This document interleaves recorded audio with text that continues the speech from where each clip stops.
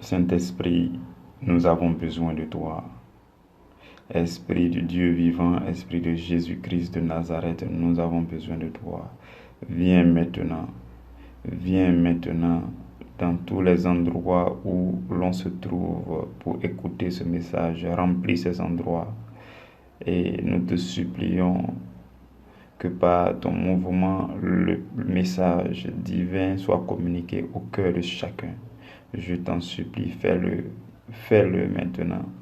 Toi seul sais parler au cœur. Toi seul sais dévoiler les mystères de Dieu au cœur. Toi seul sais donner la force au cœur. Toi seul sais augmenter la foi. Parle-nous à nos cœurs, nous t'en supplions.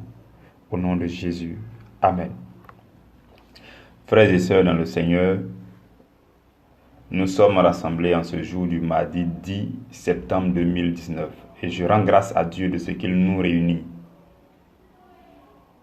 Il nous fait la grâce de nous réunir en cette première heure pour écouter sa parole, pour aller à travers la parole. Et ensemble, nous allons partager un sous-thème.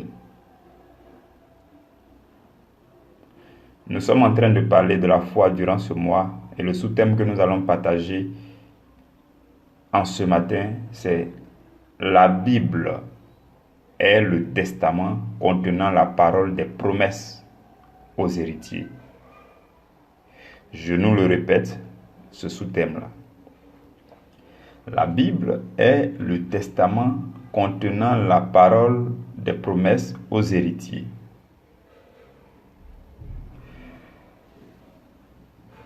Frères et sœurs dans le Seigneur, l'objectif pour nous aujourd'hui, c'est de parvenir à comprendre que sans la Bible, aucun héritier ne peut entrer en possession de son héritage. Permettez-moi de profiter de l'occasion pour faire un tour dans l'Ancien Testament, peut-être même jusque dans la Genèse, depuis la Genèse, pour que nous puissions comprendre comment est-ce que la parole de Dieu nous a été envoyée. Dans quel but? Je voudrais que vous puissiez me suivre et je veux pouvoir m'abandonner à l'Esprit de Dieu pour que ce que je ressens fortement dans le cœur, ce message divin soit communiqué à vos cœurs comme Dieu le souhaite. Frères et sœurs dans le Seigneur, l'homme va pécher contre Dieu dans le jardin d'Éden. L'homme va désobéir à Dieu parce que se faisant tromper par le diable, il va manger l'arbre qui lui avait été interdit, l'arbre de la connaissance du bien et du mal.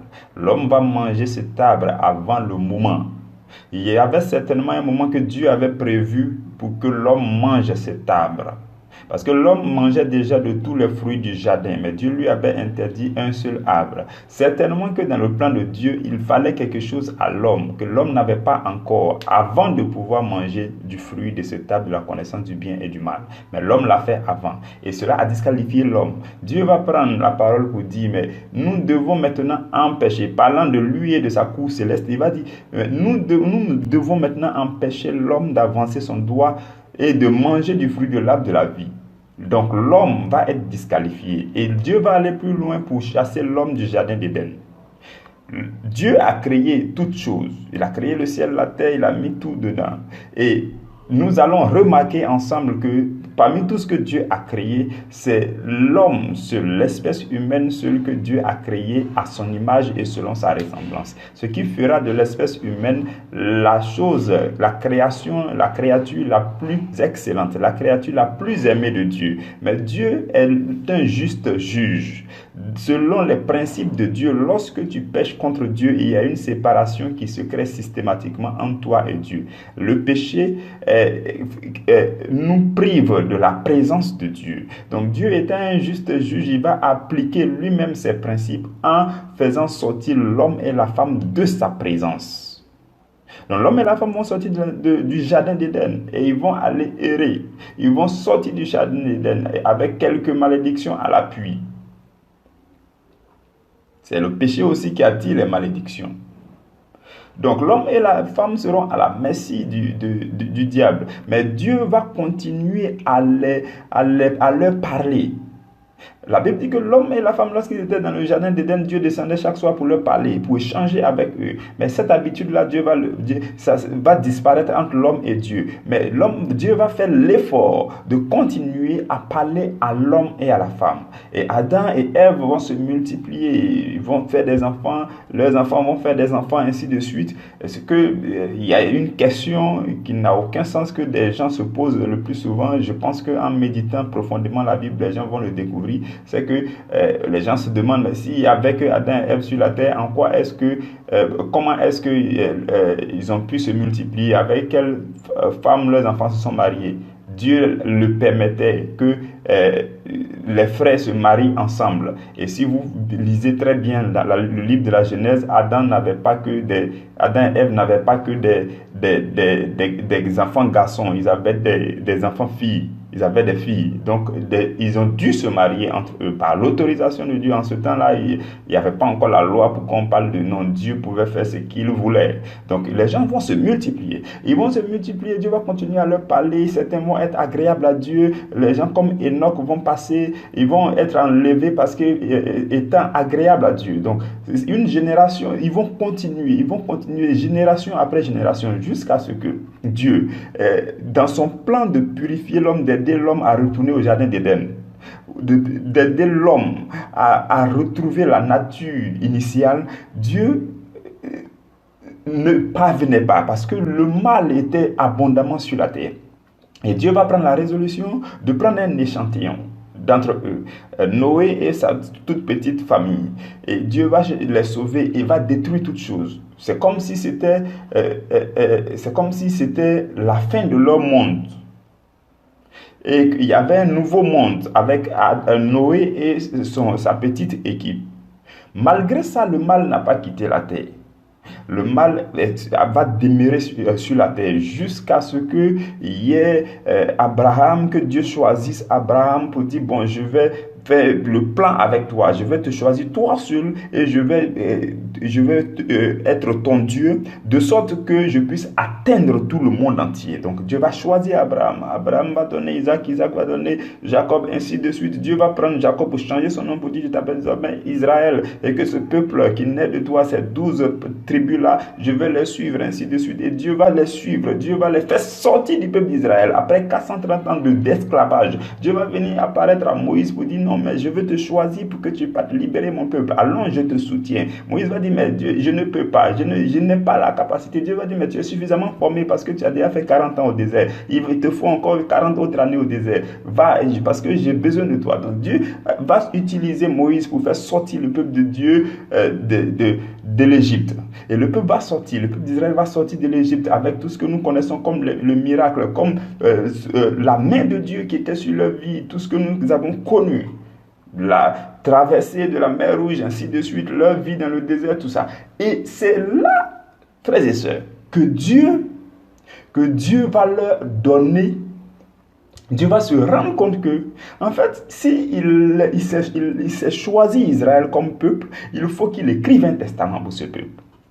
Il faut qu'il écrive un livre dans lequel, si Israël fait ceci, alors ils ont droit à cela. Suivez-moi bien, frères et sœurs. Donc, Dieu va donner des lois et des lois. Il n'y avait pas que les 10 commandements. Lisez bien tout le livre de Lévitique, de Deutéronome. Tout ça, c'était que des lois, des lois, des lois. Il y a plusieurs centaines de lois que Dieu a données. Donc, Dieu va dans les détails. Dieu va donner les règles d'usage de chaque chose. Si tu fais tant, voilà comment tu dois faire. Voici ce que tu gagnes. Voici si tu ne fais pas, voilà ce que tu perds. Dieu va donner dans les détails. Et il va, comme pour formaliser, Dieu va inscrire les 10 commandements, les 10 règles générales. Il va les inscrire. La Bible dit clairement que Dieu les a inscrits de ses propres doigts sur des tables de pierre et il les a remis à Moïse. Donc Dieu va formaliser la chose. Dieu va formaliser cela. Et Moïse, à son tour, va écrire toutes les révélations qu'il a reçues de Dieu lorsqu'il avait fait 2 fois 40 jours de jeûne dans la présence de Dieu. Comment Dieu a créé le monde, tout ça. Dieu va lui révéler cela. Il va tout écrire. Ce qui a donné les 5 premiers livres de la Bible qu'on appelle le Pentateuque. Donc, frères et sœurs, Dieu va donner un livre de promesses. Nous allons l'appeler comme ça. C'est un livre dans lequel vous trouvez des conditions. Et une fois que le peuple remplit ces conditions, le peuple a droit à telle promesse. Ainsi de suite. Condition, promesse. Condition, promesse. Condition manquée, punition. Condition, promesse. Condition manquée, punition. Ainsi de suite. Voici ce que Dieu a établi. Il a formalisé cela et il a donné à son peuple. Et la Bible va nous dire dans le livre de Romains que la loi était venue comme un pédagogue afin de canaliser le peuple. Et Dieu a envoyé la loi. Ce que je vais dire, peut-être d'autres ne vont pas comprendre. Parce que Dieu a envoyé la loi pour pouvoir localiser le péché. Parce que les gens péchaient dans le désordre. Ils faisaient des choses, Dieu ne comprend pas. Mais Satan a envoyé le péché dans le monde. Où est-ce qu'il a mis le péché? D'où vient le péché? Comment? Donc Dieu va envoyer la loi pour pouvoir localiser le péché. Voilà pourquoi le livre de Romains va dire, sans la loi, on ne peut pas parler de péché. Et il dit, c'est par la loi que j'ai connu le péché. Mais cela ne veut pas dire que la loi est mauvaise. Non. Mais c'est le péché qui est mauvais en lui-même. Donc, il va dire, si on ne dit pas que je ne dois pas convoiter, le mot convoiter n'allait pas sortir pour que je sache que convoiter c'est un péché. Non, il dit, c'est à travers la loi que je connais le péché. Donc la loi va venir afin de faire sortir l'identité du péché. Parce que quand Dieu va dire ne fais pas cela, l'homme, le péché profite pour se montrer, pour dire ce que Dieu dit de ne pas faire, c'est ce que je veux que les hommes fassent. Donc le péché a été dévoilé. La loi est venue afin que le péché soit dévoilé. Et Dieu va se rendre compte qu'en fait le péché a été localisé dans la chair de l'homme. Le péché a été localisé dans la chair. Donc Dieu ayant envoyé la loi, il va condamner le péché dans la chair. La loi est venue pour condamner le péché. Je veux que vous compreniez ces choses-là. Peut-être que c'est trop fort, peut-être que chaque phrase peut être bien développée, mais je veux que vous les compreniez. Et dans votre méditation quotidienne, vous allez découvrir que ce sont des grandes vérités qui sont en train de sortir en ce matin. Donc, la loi va venir comme pour dévoiler le péché et pour condamner le péché là où le péché avait été logé par le diable. Et la loi ne va pas empêcher le peuple de Dieu de pécher. Le peuple de Dieu va continuer à pécher. De temps en temps, quand vous lisez la Bible, après Josué, ainsi de suite, vous allez vous rendre compte que le peuple de Dieu continue à pécher. Quand il pêche, Dieu les frappe, il se relève. Il y a un prophète qui vient, il demande pardon, ainsi de suite. Les Jérémie vont passer, les Joël, ainsi de suite. Les Daniel vont se supplier Dieu, même lors de la déportation, ainsi de suite. Dieu va les faire revenir après 70 ans, ainsi de suite. Donc, Dieu a écrit ce testament. Mais nous allons nous rendre compte que il va y avoir un creux de 400 ans de silence après les prophètes. Un creux de 400 ans de silence. Il n'y avait pas de prophète. Tout le monde, les derniers prophètes avaient fini de parler du Messie. Les Isaïe, les Malachie, ils ont fini de parler du Messie. Ils ont dit avant que le Messie n'arrive, il y a un monsieur qui va venir, un dernier prophète qui va venir, qu'on appelle Jean-Baptiste, qui va venir dans la puissance d'Élie. Et donc, ils ont fini d'annoncer, ils attendent. Il y avait un silence non prophétique de 400 ans avant que Jean-Baptiste ne vienne. Mais en fait, frères et sœurs, ce que je veux vous dire, c'est que Dieu va se rendre compte que bien qu'il ait écrit le livre de la promesse, et qu'il est donné à son peuple, il va se rendre compte que quand tu donnes un testament, tant que toi tu es en vie, le testament n'est pas valide. Suivez-moi bien à partir d'ici, s'il vous plaît. Quand tu écris un testament en tant que père, tu te dis que tu es le père du peuple d'Israël. toi, Dieu, tu te dis, tu es le père du peuple d'Israël, que tu avais choisi Abraham, depuis Abraham, tu as suivi ses descendants, et que donc tous ceux qui sont descendus de Jacob là, tu es leur père. Ok. Et en plus, tu dis, bon, tu vas écrire un testament pour eux, tu vas écrire un livre de la loi pour eux. Ok, on a compris tout cela. Mais tant que tu n'es pas mort, le testament n'est pas valable. Tout ce que nous appliquons dans notre vie d'aujourd'hui, tout ça vient de Dieu. Un père de famille qui écrit un testament pour ses enfants, tant qu'il n'est pas mort, aucun enfant ne peut prendre ce testament pour dire « je m'en vais entrer en possession de mon héritage ». Non, tout le monde attend la mort de papa. Donc Dieu va se rendre compte qu'il n'est pas mort. Et il va se rendre compte que depuis toujours, c'est le sang des animaux, des taureaux qui était en train d'être coulé. Et ces sacrifices-là ne pouvaient pas racheter l'homme de son péché. Voilà pourquoi non seulement, malgré qu'il a envoyé le livre de la promesse, l'homme continuait à pécher parce que le sang des taureaux et des boucs ne peut pas ôter le péché de l'humanité. Parce que depuis tout le temps aussi, comprenons que Dieu cherchait parmi les hommes qui pouvaient être dignes de laisser couler son sang, d'être sacrifié afin que l'homme, l'humanité soit rachetée. Mais Dieu n'en a pas trouvé. Vous allez lire cela dans Apocalypse chapitre 4, chapitre 5, que Dieu, la Bible dit que personne ne fut trouvé digne, ni sur la terre, ni dans les cieux, ni sous la terre, afin de s'approcher et de rompre les sceaux et d'ouvrir le livre. Personne n'avait été trouvé digne, si ce n'est l'agneau immolé. Donc Dieu va se rendre compte que personne sur la terre n'a été capable. Tous les prophètes ont connu le péché. Tous ceux qui sont passés, les rois ont connu le péché. Même le roi David, de qui Dieu disait l'homme selon mon cœur, il a connu le péché. Tout le monde a connu le péché. Personne ne fut trouvé digne. Digne, ça veut dire qu'il ne faut pas avoir un lien avec le péché. Personne. Donc Dieu va se rendre compte que non seulement il n'est pas encore mort pour que le testament soit valide, mais aussi personne parmi les hommes ne peut couler son sang pour racheter les hommes. Dieu va lui-même décider de descendre. Voilà pourquoi dans le livre des Hébreux, il a dit, tu n'as pas voulu ni sacrifice, ni holocauste, mais tu m'as formé un corps. Dieu va former un corps pour son fils bien-aimé qui vivait dans sa gloire avant tous les siècles. Il est né avant tous les siècles, il a été engendré, Dieu l'a créé. Il est Dieu né de Dieu, il est la parole de Dieu, il est la puissance de Dieu, il est la droite de Dieu. Il est Jésus-Christ de Nazareth.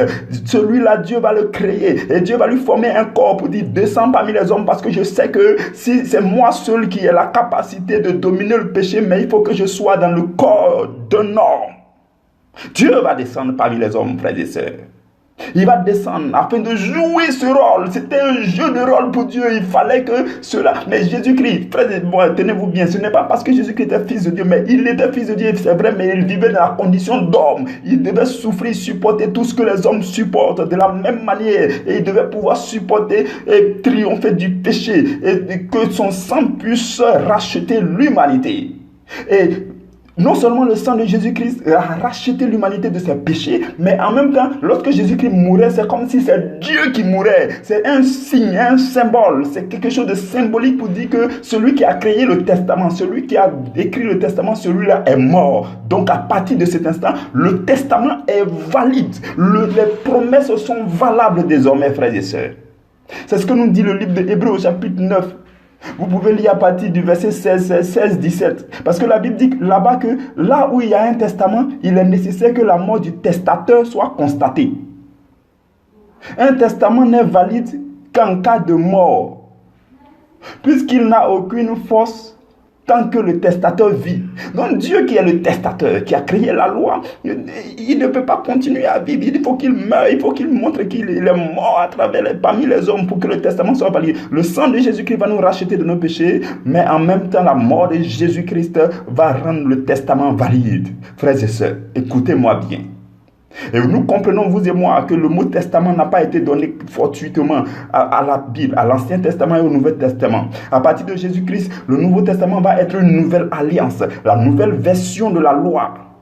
La nouvelle version avec les astuces qu'il faut. L'homme n'a pas pu se rapprocher de Dieu à partir de l'Ancien Testament. Voilà pourquoi si vous lisez seulement l'Ancien Testament, vous ne serez pas un chrétien influent. Jésus va venir avec la nouvelle version de l'alliance. Et dans le même livre de Hébreux, la Bible va dire que c'est une meilleure alliance avec des meilleures promesses. Donc, si vous voulez entrer en possession pleinement de votre héritage, vous devez lire beaucoup le Nouveau Testament.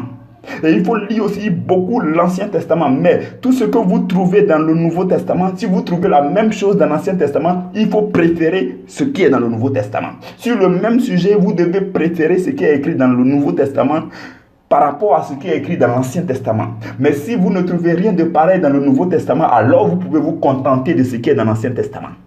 Le Nouveau Testament n'abolit pas l'Ancien Testament. La Nouvelle Alliance n'annule pas l'Ancienne Alliance, mais elle vient accomplir l'Ancienne Alliance avec de meilleures dispositions, avec des secrets, avec des astuces, frères et sœurs. Voilà pourquoi la Bible dit que, en fait, le Nouveau Testament parle de la foi en Jésus-Christ, et c'est la grâce de Dieu. Dieu nous l'a donné fortuitement, c'est une faveur imméritée. C'est la grâce de Dieu. La grâce de Dieu, ça n'a rien à voir avec la loi, parce que la loi dit il faut que tu exécutes la loi avec tes propres forces, parce que celui qui va faire ces choses, c'est celui-là qui sera sauvé. Alors que dans le Nouveau Testament, nous disons désormais que c'est par la foi que vous êtes sauvés. Mais ce que vous devez faire, c'est plutôt les œuvres de la foi. Ayant la foi en Jésus-Christ, ce que la foi en Jésus-Christ vous pousse à faire, c'est ce que vous devez faire comme bonnes actions, œuvres de la foi afin d'être sauvés. Voilà pourquoi nous disons aussi que la foi sans les œuvres n'est rien. Mais nous ne parlons pas des œuvres de la loi, parce qu'il y a les œuvres de la loi et les œuvres de la foi. Les œuvres de la loi, c'était dans l'Ancien Testament, ça pouvait s'exécuter avec nos propres forces. Mais l'homme avec ses propres forces n'a jamais réussi à obéir à Dieu. Voilà pourquoi Jésus va venir avec une nouvelle force que nous allons posséder, qu'on appelle la foi. Et c'est cette foi qui va nous permettre de faire ce que Dieu veut. Sans la foi, nul n'est agréable à Dieu. Or, sans la foi, nul n'est agréable à Dieu. C'est cela, frères et sœurs. Donc le livre de la promesse est devenu valide, pleinement valable pour tous ceux qui s'appellent enfants de Dieu. Si vous faites partie des enfants de Dieu, la Bible est votre testament. Si vous n'ouvrez pas la Bible, vous ne pouvez pas découvrir ce que Dieu veut que vous fassiez sur la terre. Dieu a créé chacun de nous avec un objectif bien précis. Dieu a créé chacun de nous avec une mission bien précise. Et cette mission, pour la découvrir et l'exécuter pleinement, pour découvrir les instructions détaillées et élémentaires de votre mission sur la terre, vous devez découvrir la Bible. C'est là-bas qu'est écrit, frères et sœurs, tout ce qui concerne votre vie. C'est votre notice de la vie. Si vous cherchez votre notice de la vie, si vous voulez vivre pleinement une vie de qualité bien remplie et agréable à Dieu, tout ce que vous devez faire est inscrit dans la Bible. Je veux qu'à partir d'aujourd'hui, nous puissions comprendre. Moi, quand j'ai découvert ce que je suis en train de vous dire, frères et sœurs, la Bible est devenue mon ami.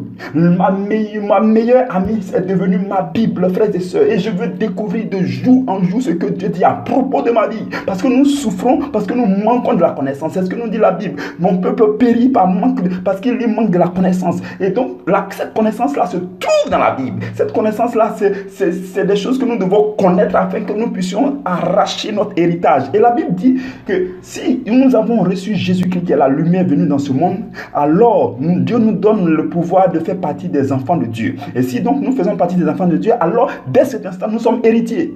Héritiers de la promesse, héritiers du livre de la promesse qui a été rendu valable, dans lequel se trouve tout ce qu'il vous faut pour vivre pleinement. Vous êtes devenus héritiers de Dieu, co-héritiers avec Christ, frères et sœurs. Dès que vous avez dit oui à Jésus, vous êtes devenus ceux-là qui ont droit à toutes les promesses qui sont inscrites dans la Bible. Mais alors, il faut ouvrir cette Bible-là afin de découvrir ce que Dieu dit, ce que Dieu veut, ce que Dieu ne veut pas. Qu'est-ce que dit les paroles de la foi? Que dit le Nouveau Testament? Que disait l'Ancien Testament? Nous devons découvrir cela, frères et sœurs. Et l'Esprit de Dieu va nous aider à comprendre ce que nous devons appliquer à notre vie individuellement, pour pouvoir remplir notre mission sur la terre. Ce que je vous dis est capital.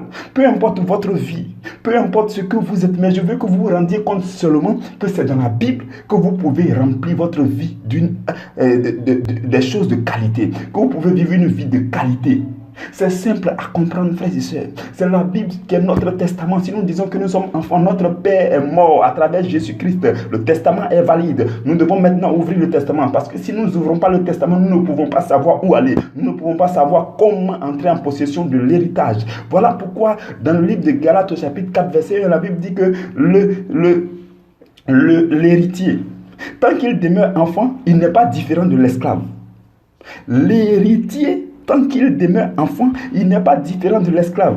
Bien qu'il soit le maître de tout, il n'est pas différent de l'esclave. Parce qu'il n'a pas encore découvert ce qui est écrit à propos de lui dans le livre de la promesse, dans le testament. Il n'a pas encore découvert. Et à partir du moment où il découvre, il se rend compte que il était lié par telle chose dans la vie. Il était sous la puissance de Satan. Il était lié, il était malmené, il était manipulé par le diable. Et donc il dit, mais voici ce que Dieu dit à propos de moi. Ce que je vis n'est qu'une réalité. La réalité est différente de la vérité. La vérité à propos de ma vie, voilà ce qui est écrit dans la Bible. Et à partir d'aujourd'hui, je vais croire en cette vérité. Et tous ceux qui croient en Dieu, c'est ceux-là qui font réaliser la parole de Dieu dans leur vie, afin d'entrer en possession de l'héritage, frères et sœurs.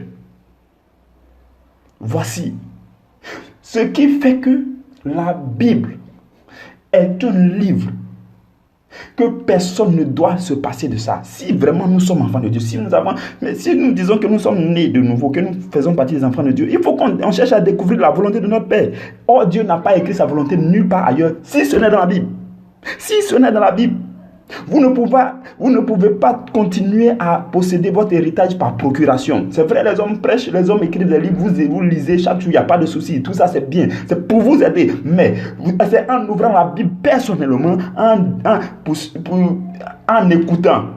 Aujourd'hui, la technologie a fait de sorte que vous pouvez écouter la Bible. Même si vous ne savez pas lire et écrire, vous pouvez écouter la Bible. La technologie a tout fait pour que nous puissions entrer en possession de notre héritage. Et ça, c'est Dieu qui le fait. La Bible dit que tout ce qui est né de Dieu triomphe toujours du malin. On ne sait pas qui a créé l'informatique, mais en tout cas, on sait que ça profite des chrétiens. Ça profite des chrétiens. C'est d'ailleurs à cause d'elle, grâce à elle, que nous sommes, à l'informatique, que nous sommes en train de faire ces émissions, à créer ces groupes WhatsApp, ainsi de suite. Nous rendons gloire à Dieu pour ceux-là qui l'ont créé. Nous venons de Dieu et nous savons que tout ce qui est né de Dieu triomphe toujours du malin. Et nous profitons de ces choses parce que cette intelligence et cette sagesse-là ont été données par Dieu. Frères et sœurs, nous ne pouvons pas nous passer de la Bible. La Bible, c'est la source de la vie. La Bible doit être notre livre préféré. C'est ce que le Seigneur veut nous faire comprendre en ce matin. Je rends grâce à Dieu, je bénis son Saint-Nom. Et je suis convaincu dans le Seigneur que il nous a communiqué à partir de cette méditation l'onction, la force nécessaire, la lumière nécessaire pour que nous puissions comprendre que nous devons lire la Bible. Nous devons faire un corps à corps avec la Bible, le livre de la promesse dans lequel nous devons découvrir ce qu'il faut faire pour entrer en possession de notre héritage. Nous ne devons pas demeurer enfants. Vous êtes nés de nouveau. Si un enfant qui est né fait 10 ans sans marcher, il commence à frustrer ses parents. C'est pourquoi nous devons croître, nous devons évoluer. Vous êtes nés de nouveau. Peut-être qu'il y a longtemps que vous êtes aussi nés de nouveau, mais il faut que vous puissiez évoluer. C'est ça, il faut que vous puissiez évoluer. Raison pour laquelle à un moment donné, le Seigneur a commencé déjà à me mettre cela, qu'à un moment donné sur ce groupe, nous allons faire appel à ceux-là qui sentent l'appel de Dieu sur leur vie. Parce que ce n'est pas moi seul qui vais continuer à prêcher. Et ce que nous avons commencé, si vous pensez que c'est une petite œuvre, ce n'est nullement comme ça, non. Je sais que Dieu ne commence pas quelque chose et que ça ne reste pas petit. Non, Dieu quand il commence quelque chose, c'est pour que ça croisse. Donc, nous allons faire appel à un moment donné à ceux qui sentent l'appel de Dieu sur leur vie, ceux qui pensent, qui se sentent capables de prêcher, de faire quelque chose, ou bien de coordonner, ou bien de diriger un groupe, ou bien nous allons faire appel, et pour que vous puissiez entrer pleinement dans votre mission sur la terre. C'est à cela que nous sommes appelés. Mais il faut que notre source soit le testament. Il faut que vous ne pouvez rien faire pour Dieu en vous appuyant sur les livres de philosophie, les livres de la science, non, jamais. Ce n'est que sur la Bible que vous devez vous appuyer pour faire des choses pour Dieu. C'est pourquoi la Bible est votre testament. À partir d'aujourd'hui, prenez la Bible, frères et sœurs, et considérez-la comme le livre qui a le plus de valeur parmi tout ce que vous avez. Que la grâce de Dieu demeure sur vous. Je bénis Dieu pour vos vies. Nous nous retrouvons demain. Nous nous retrouvons demain pour continuer dans nos méditations de cette semaine. Que Dieu vous bénisse abondamment. Que Dieu vous accorde sa protection, son assistance. Parce que vous êtes sur ce groupe. Moi, je crois fortement que les bénédictions que Dieu a prévues pour cette activité, c'est-à-dire l'activité de ce groupe, ces bénédictions-là vont vous atteindre parce que vous faites désormais partie de cette petite famille. Et cette petite famille est considérée comme un membre du corps du Christ. Et chaque membre du corps du Christ, Christ lui-même en prend soin. Voilà pourquoi vous recevrez les soins de Christ à partir de cette émission au nom puissant de Jésus-Christ de Nazareth. Amen.